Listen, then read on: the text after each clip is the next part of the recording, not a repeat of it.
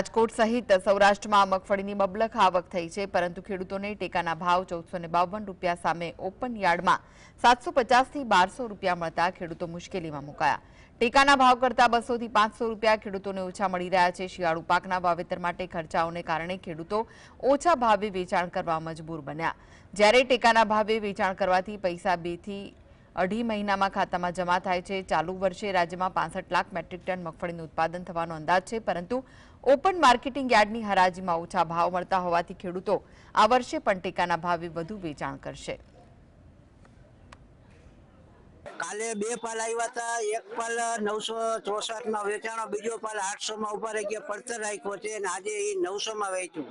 મારી મજબૂરીના હિસાબે પાછું ભરી જાય તો ટ્રાન્સપોર્ટ ખર્ચો લાગે, મજૂરી ખર્ચો લાગે, પાછું ભરી જાય તો તકલીફ અને વેચી તો તકલીફ। આ ટેકાના ભાવથી 550 રૂપિયા ઓછા બજાર બોલે। ટેકાનો ભાવ કેટલો? ટેકાના ભાવ 1452 રૂપિયા કહે છે। ઓપન માર્કેટમાં આજે 800 માં પડતર યોજાય છે। એનો તમારે ફોટો પાડવો તો પાડી લો। 800 માં પડતર કોઈ 800 ઉપર 1 રૂપિયો ન બોલે આજની તારીખમાં। મારે મગફળીનું વાવેતર છે 25 વીઘાનું। ઓપન માર્કેટમાં શું ભાવ છે ને ટેકાના ભાવે શું ભાવ છે? અત્યારે અમે કોણથી સારામાં સારી મગફળી લઈને આવ્યા છીએ, એના 1170 રૂપિયા ભાવ થયો છે। સીસીઆઈમાં 1452 રૂપિયા છે। શું તકલીફ શું પડી રહી છે? મજબૂરી અમારી ખેડૂતને લઈને આવી, બીજું શું। સરકાર હવે અત્યારે ખરીદી કરશે નહીં, લાભ પાછી 2 મહિના પછી ખરીદી કરે।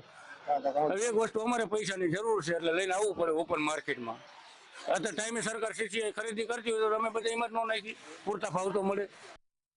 1300 થી 1400 રૂપિયા સરકાર ટેકા કરે, અમને 50 રૂપિયા નીચે આવે ને તો અમે રાજી છીએ કે સરકાર કદાચ પૈસા વહેલા મળે, અમારે પૈસા હાથમાં આવવા જોઈએ। 50 રૂપિયા 50 હોવાની મત ભૂલી જઈએ, અમારી મજબૂરી નહીં છે, અમારા પૈસા જતા એટલે જોઈએ 50 રૂપિયા સરકારથી અમને નીચે આપે ને તો અમને પોવાય, લઈ લેવા જોઈએ એમ કે આ તો 1000 માં લે, 700 માં લે, 700 વાળા તો કેવું